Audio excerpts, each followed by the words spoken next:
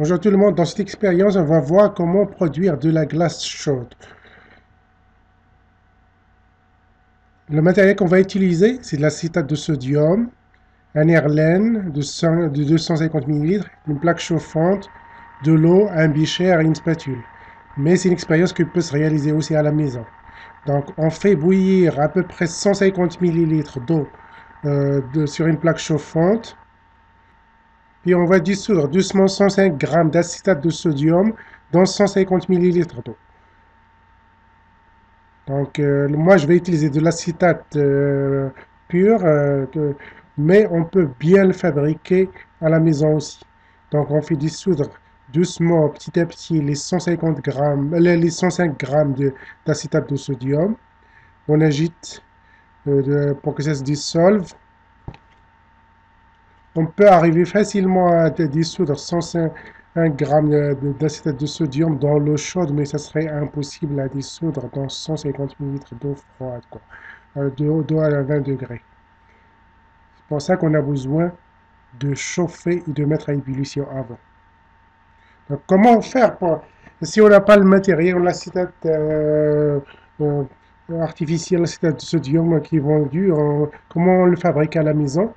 On doit mélanger 380 ml de vinaigre et 50 g de bicarbonate de soude dans une casserole. On va chauffer jusqu'à évaporation de toute l'eau, puis on sèche le résidu obtenu. C'est un résidu blanc qui va être de l'acétate de sodium. Il vaut mieux utiliser du vinaigre sans colorant, sans additif, pour éviter les impuretés. Donc on continue à dissoudre notre acétate de sodium. Quand c'est fait, on agite de temps en temps. Il ne faut pas laisser de cristaux non dissous. S'il y en a, il faudra les enlever. Puis après, on met dans un airline de 250 ml. On verse toute la quantité.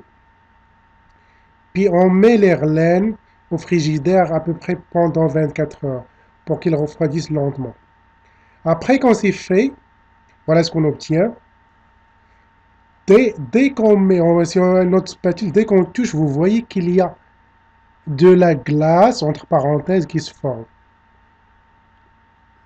Notre solution va geler au complet. Il faudrait qu'il y ait juste une petite perturbation qui peut être n'importe laquelle avec une spatule ou juste secouer l'airline, ça va faire la même chose. Vous voyez que c'est complètement solidifié. Et on constate aussi que l'airline est chaud. L'explication, la solution qui a été chauffée est sursaturée. Comme je vous l'ai dit, on n'aurait jamais pu la dissoudre au complet dans 105 ml. Comme il a été refroidi, toute petite perturbation engendre une cristallisation de l'acétate de sodium et comme c'est une réaction exothermique, elle dégage de la chaleur. Donc attention, ce n'est pas l'eau qui a gelé, c'est en fait l'acétate qui s'est cristallisé parce qu'il essaie de revenir à un état d'équilibre en fait. Donc voilà l'explication. J'espère que cette vidéo vous a plu. Je vous remercie beaucoup de votre attention. Suivez ma chaîne pour plus de vidéos.